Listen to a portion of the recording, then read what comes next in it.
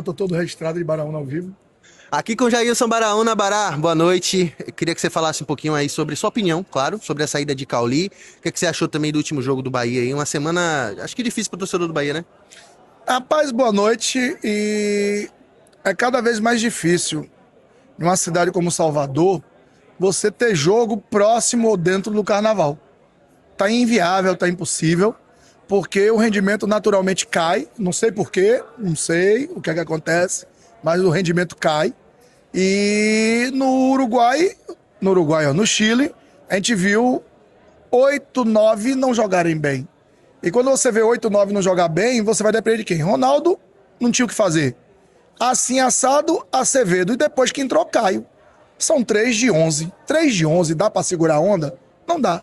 Então você teve um Roman abaixo, um Gabriel horrível, um Mingo abaixo do que é o jeito Mingo de jogar, Juba, né, que falha na primeira bola, no primeiro gol, ele falha na tirada da bola, aí no segundo momento o Jean Lucas falha no primeiro bote, Acevedo falha no terceiro bote e o cara chuta, quer dizer, teve 3 oportunidades de tirar a bola e não tirou, todos em falhas nossas. Então o Bahia falhou, o Bahia não jogou bem, fez um primeiro tempo tenebroso, fez um primeiro tempo muito abaixo, e no final do primeiro tempo, após a saída do Eric e a entrada do Caio Alexandre, o time começou a equilibrar as ações, começou a se encontrar e parou de errar coisas bobas que não é comum ao Bahia. O Bahia não é comum não tocar a bola, não é comum errar passes de 1 metro, de 2 metros. Não é comum ao Bahia aquela afobação, aquela ansiedade, aquele vucu-vucu para estar chutando, esticando, esticando, esticando. Hoje o Bahia consegue fazer um jogo em transição inteligente. Porque o jogo do Bahia é um jogo posicional, de toque, de bola, de passe, de envolvimento do adversário. E aí ele faz um jogo misto, posicional barra transição. Quando o adversário está envolvido, alguém desgarra e tem um lançamento. Ok, não aconteceu isso. Até o Kiki, que tinha entrado no jogo anterior muito bem, contra o Vasco, contra o próprio Corinthians, ele entra o jogo de primeira, eu contei pelo menos uns 8 embates, que de 8 ele ganhou uma. Dá pra levar? Não dá, pô. Então, assim, foi um jogo muito abaixo da maioria dos jogadores. E aqui a gente tá discutindo se eles são bons ou se eles são ruins. A gente tá dizendo que esse time fez abaixo. Só acho uma coisa importante. E aí a torcida sempre acha ruim. Mas eu tenho que dizer isso. O torcedor tá desesperado, parecendo que o mundo já acabou, que a classificação já foi pro ralo, que o Bahia não vai pra lugar nenhum. Tá, beleza. Não eram perspectivas.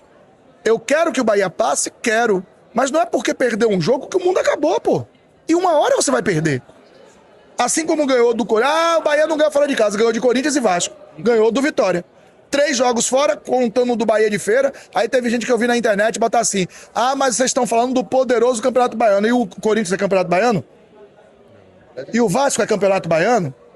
Aí porque perdeu pro Rings já não presta mais nada, tá tudo acabado, tudo encerrado. Então assim, é dizer ao torcedor que tenha calma e paciência. A temporada só tá começando.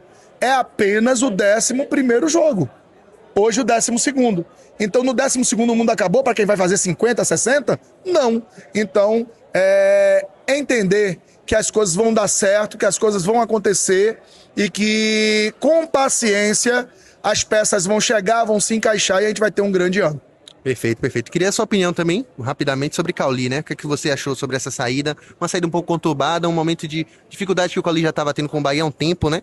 E acho que todo um alvoroço também após a sua saída do Bahia, muitas falas, gente que fala que ele talvez poderia ter sido... ter feito um pouco mais, né? Para tentar recuperar seu futebol aqui, muita gente falando que realmente não dava. Como é que você enxerga isso tudo, né? Aqui pra gente não Sou Mais Bahia. Cara, eu sou contra.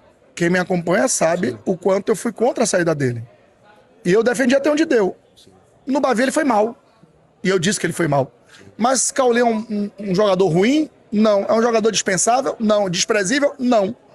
Apenas, infelizmente, aí a gente fala e o pessoal também não gosta, uma parcela da torcida fica se apoiando ao fato dele ter xingado e dado o dedo. Mas ele xingou e deu o dedo porque ele foi agredido. Sim. Ele reagiu.